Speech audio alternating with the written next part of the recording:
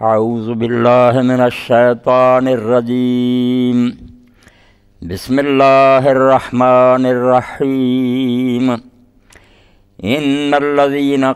توفاہم الملائکۃ ظالمی انفسہم قالوا فیما کنتم قالوا کنا مستضعفین فی الارض قالوا الم تکن ارض اللہ واسعۃ فتہاجروا فیہا فَأُولَئِكَ مَأْوَاهُمْ جَهَنَّمُ وَسَاءَتْ مَصِيرًا إِلَّا الْمُسْتَضْعَفِينَ مِنَ الرِّجَالِ وَالنِّسَاءِ وَالْوِلْدَانِ لَا يَسْتَطِيعُونَ حِيلَةً وَلَا يَهْتَدُونَ سَبِيلًا فَأُولَئِكَ عَسَى اللَّهُ أَن يَعْفُوَ عَنْهُمْ وَكَانَ اللَّهُ عَفُوًّا غَفُورًا وَمَن يُهَاجِرْ فِي سَبِيلِ اللَّهِ يَجِدْ فِي الْأَرْضِ مُرَاغَمًا كَثِيرًا وَسَعَةً وَمَن يَخْرُجْ مِن بَيْتِهِ مُهَاجِرًا إِلَى اللَّهِ وَرَسُولِهِ ثُمَّ يُدْرِكْهُ الْمَوْتُ فَقَدْ وَقَعَ أَجْرُهُ عَلَى اللَّهِ وَكَانَ اللَّهُ غَفُورًا رَحِيمًا۔ سورۃ النساء کا 14واں رکوع ہے جو میں نے آپ کے سامنے پڑھا۔ اس میں اللہ تعالیٰ فرماتے ہیں کہ اللہ کے فرشتوں نے جب ان لوگوں کی جانیں قبض کی جو اپنے پر ظلم کر رہے تھے، تو فرشتوں نے ان سے کہا کہ یہ کون سی حالت تھی جس میں تم تھے؟ تو لوگوں نے کہا کہ ہم اس علاقہ میں بے بس تھے، کمزور تھے۔ تو فرشتوں نے کہا کہ اللہ کی زمین وسیع نہیں تھی کہ تم اس علاقے کو چھوڑ کر کسی اور علاقہ میں ہجرت کر جاتے؟ تو ایسے لوگ جن کو موت اس طرح آئی ان کا ٹھکانہ جہنم ہے، اور وہ بہت بری جگہ ہے۔ سوائے ان بے بس اور مجبور لوگوں کے، مردوں، عورتوں اور بچوں میں سے جو کوئی تدبیر نہیں کر سکتے ایسے علاقہ سے نکلنے کی، اور نہ انہیں کوئی راہ سجائی دیتی ہے، تو ایسے لوگ ہیں جن کے بارے میں یہ توقع رکھی جا سکتی ہے کہ شاید اللہ تعالیٰ انہیں معاف کر دے، اور اللہ تعالیٰ بہت معاف کرنے والا اور بہت بخشنے والا۔ اور جو اللہ کی راہ میں ہجرت کرے گا وہ فکر مند نہ ہو کہ کیا حالات پیش آئے، نہیں، یہ نہیں سوچے، وہ زمین میں بڑی فراخ جگہ پائے گا اور اللہ تعالیٰ کی طرف سے اس کو بڑی کشائش ملے گی۔ اور جو اپنے گھر سے ہجرت کر کے اللہ رسول کی طرف چل پڑے گا، پھر اس کو اگر موت بھی آ جائے گی تو اس کا ثواب اللہ کے ذمہ لازم ہو گیا، اور اللہ تعالیٰ بہت بخشنے والا، بہت مہربان ہے۔ یہ ان لوگوں کی بات ہو رہی ہے جو رسول کریم علیہ السلام کے زمانہ میں تھے، ایمان لائے، مکہ معظمہ میں رہ رہے تھے، مگر وطن چھوڑ کر دین کی خاطر مدینہ منورہ منتقل نہیں ہوئے۔ تو اللہ فرما رہا کہ جب ان کی جانیں فرشتوں نے قبض کی تو پوچھا یہ کیسا ایمان تھا کہ تم جس اللہ رسول کو مانتے تھے اس کا حکم تو یہاں مکہ میں نہیں چلتا تھا، تو تم یہیں بیٹھے رہے، کیوں ہجرت نہیں کی تم نے؟ انہوں نے کہا ہم یہاں بے بس تھے۔ تو انہوں نے کہا بے بسی کا عذر نہیں قبول، زمین بڑی کھلی پڑی تھی، اس علاقے کو چھوڑ کر نکل جانا تھا۔ تو کتنی سخت سزا اللہ نے سنائی کہ ان کا ٹھکانہ جہنم ہے، اور وہ بہت ہی بری جگہ ہے، بہت ہی بری جگہ۔ کہنے میں سارے عذاب آ گئے کہ کیا بتانا وہاں کیا کیا مصیبتیں، بس یہی سمجھ لو کہ وہ جگہ بہت بری۔ اللہ اس سے ہر ایک کو بچائے، کوئی نہ وہاں جائے۔ وہ ایسی جگہ نہیں کہ آدمی آرام سے سن لے کہ چلو جہنم ہے، تو پھر کیا ہوا؟ سات مسیرہ، بہت برا ٹھکانہ ہے وہ، اس سے بچنے کی دعائی ہونی تھی۔ اور صرف ان لوگوں کے بارے میں جو کمزور تھے، بے بس تھے، وہاں سے نکل نہیں سکتے تھے، کوئی طریقہ نہیں تھا، ان کے بارے میں بھی یقیناً نہیں کہا کہ اللہ انہیں بخش دے گا۔ یعنی ہجرت نہ کرنا اتنا بڑا جرم ہے غیر اسلامی علاقے میں رہ کے۔ اللہ کہتا ہے اللہ ہو سکتا ہے، توقع ہے کہ شاید اللہ انہیں معاف کر دے، یقیناً نہیں کہا کہ ان بچوں اور عورتوں کو بھی معاف کرے گا کہ مسلمان کہلاتے تھے اور ایسے علاقے میں رہ جائیں، اسلام کا حکم نہیں چل رہا تھا۔ اور جو ہجرت کرنے والے ان کو اللہ تعالیٰ نے بڑی بشارت سنائی، تسلی دی کہ کوئی نہ سوچے کہ جہاں جمے پلے ہیں، جہاں ہماری جائیدادیں، زمینیں ہیں، خاندان ہے، یہ علاقہ چھوڑ دیں گے تو خدا معلوم دوسرے علاقوں میں ہمیں کیا حالات کا سامنا کرنا پڑے۔ تو کہا نہیں یہ فکر نہ کرو، جو ہجرت کی جرت کریں گے اللہ کے راستے میں نکلیں گے، مراغمن کثیرہ، بڑی کھلی جگہ ملے گی انہیں، زمین میں بڑی گنجائش ہے، وسع، اور اللہ تعالیٰ مالی طور پر بھی ہر طرح کی کشادگی انہیں دے گا، اور جو اللہ اور رسول کی راہ میں ہجرت کرے، راستے میں مر جائے، اس کا ثواب بھی اللہ کے ذمہ ہو گیا، اللہ بخشنے والا مہربان۔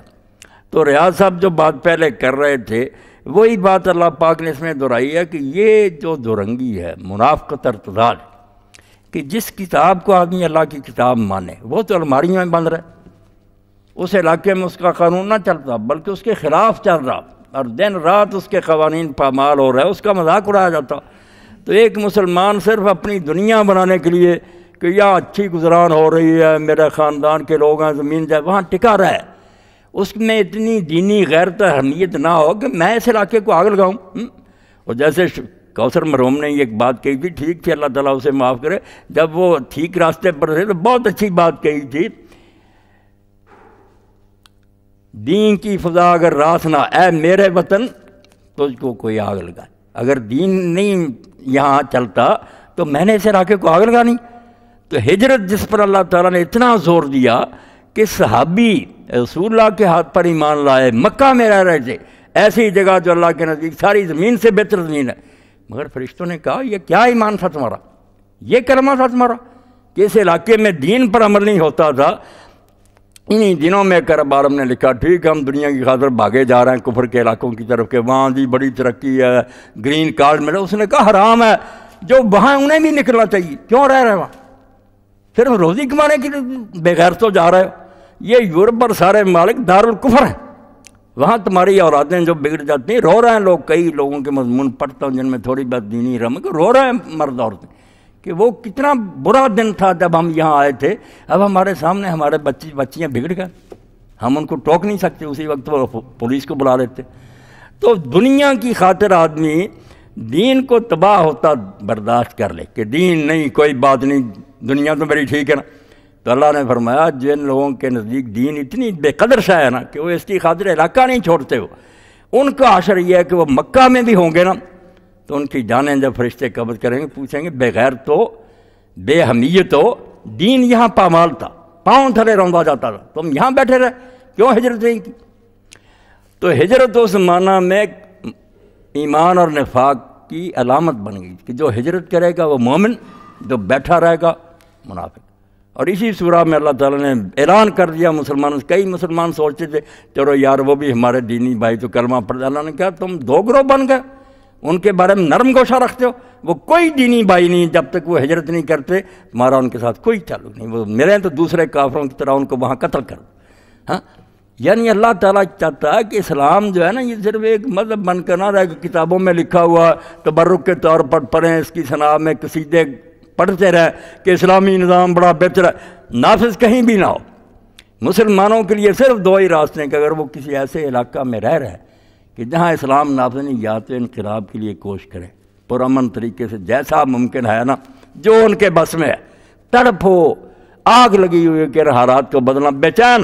جیسے مچھلی پانی سے باہر بے چین ہے، ایسے بے چین ہو کہ ہم یار کس ملک میں رہ رہے ہیں، ہم نے اللہ کا دین لانا، اس کے لیے تبلیغ، مدارس، کتابیں، جو بھی ذریعہ ہو سکتا دوسرے لوگوں کا، اس کے لیے وہ کوشش کریں، محنت، پھر معافی شاید ہو جائے، یا اگر ایسا نہیں تو وہاں سے ہجرت کر لیں، اور اگر بالکل ہی بے بس ہوں گے پھر شاید اللہ عذر قبول کر لے، ورنہ جو پرامن اور مطمئن رہ کر وہاں زندگی گزارتے ہیں، کوئی بات نہیں، جتنا تھوڑا بہت نماز روزے کا ہمیں یہ اذن دیتے ہیں اتنا کرتے ہیں، باقی نہیں بھی تو ہمیں کیا، ایسے جو ہے نا لوگ، ان کو اللہ کہتا ہے یہ منافق ہے، دین کے ساتھ انہیں کوئی لگاؤ نہیں، نہ یہ دین کے بارے میں کوئی غیرت رکھتے ہیں۔ تو ایسے لوگوں کو جو غیر اسلامی معاشرہ میں رہ رہے تھے، حالانکہ مکہ جیسی پاک سرزمین میں رہ رہے تھے، رسول اللہ کے زمانہ میں ایمان لائے تھے، اللہ نے فرمایا فرشتوں نے توبیخ کے طور، ڈانٹ کے طور پر پوچھا کہ کیا ایمان تھا جو تم لیے بیٹھے تھے، اور جہنم میں انہیں بھیج دیا گیا۔ صرف ان لوگوں کو اللہ نے کہا میں بخشوں گا جو ہجرت کر جائیں، جو ایسے علاقے چھوڑ دیں۔ اور ہجرت کی جو معنوی روح اللہ کے رسول علیہ السلام نے، حکیم صاحب تو ہر بار یہ بات دہراتے ہیں، واقعی رسول اللہ نے یہ موتی لٹایا، قرآن کے ساتھ جو احادیث رسول ہیں یہ وہی حکمت ہے جو قرآن میں اس کا ظہور ہے کہ حضور کی زبان سے وہ حکمت پر تراوش کرتی تھی، موتی نکلتے رہتے۔ لوگوں نے پوچھا کہ اللہ کے رسول علیہ السلام ای الحجرت افضل، ہجرت کون سی افضل ہے؟ ہجرت چھوڑ جانا ہی نا، ایک آدمی علاقہ چھوڑ جائے مگر گناہ نہ چھوڑے۔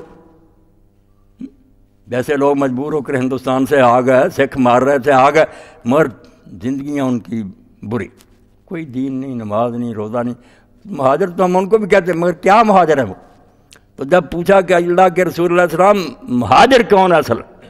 ہجرت کون سی ہے؟ تو فرمایا ان تہجرا ما کرہ ربک، جو باتیں تیرے رب کو ناپسند ہیں وہ آدمی ان کو چھوڑ دے، ان سے الگ ہو جائے، بے شک یہیں بیٹھا رہے، ایک قدم نہیں کہیں چل کر گیا،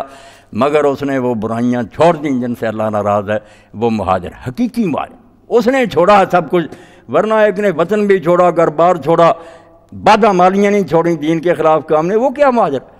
وہ ظاہری مہاجر ہے کہ اس نے وطن ترک کر دیا، اللہ کے ہاں اس کو کوئی اجر نہیں، کوئی ثواب۔ اور یہی حدیث پاک ہے جس سے امام بخاری رحمۃ اللہ نے اپنی صحیح کو شروع کیا، اسی غرض کے لیے، باقی سب کو بعد میں بیان کیا، پورا دین بعد میں، مگر یہ شروع میں لائے کہ اعمال کا مدار نیتوں پر۔ اور یہ خطبہ جو اللہ کے رسول اللہ علیہ السلام نے دیا، اس کی بھی شان برود یہی تھی کہ ایک صحابی صرف اس لیے ہجرت کر کے آئے کہ ان کی محبت تھی ایک عورت کے ساتھ، ام قیس کے ساتھ، وہ آ گئی تھی مدینہ، یہ بھی پیچھے آ گیا، نکاح کرنا چاہتا تھا۔ نبی علیہ السلام نے اس موقع پر فرمایا کہ دیکھو بظاہر دوسرے لوگ بھی آئے، یہ بھی آیا، مگر اس کا نام ہی پھر پڑ گیا مہاجر ام قیس۔ اب علماء کہتے ہیں چلو پردہ رہ گیا، اس کا نام نہیں بیان ہوا کہ وہ کون صحابی تھا، اتنا ہی ہے کہ مہاجر ام قیس، یہ بھی پردہ داری ہوگی۔ مگر بہرحال اللہ کے رسول نے فرمایا کہ جس کی ہجرت اللہ رسول کے لیے ہے اس کی ہجرت اللہ رسول کے لیے ہے، جس کی ہجرت ہے عورت کے لیے کہ اس سے نکاح کرنا چاہتا یا دنیا حاصل کرنے کے لیے، فہجرت الی ما ہاجر الیہ، تو اس کی ہجرت اسی لیے ہے جس کے لیے وہ آیا تھا، اس کو وہی ملے گا دن قیامت کے وہ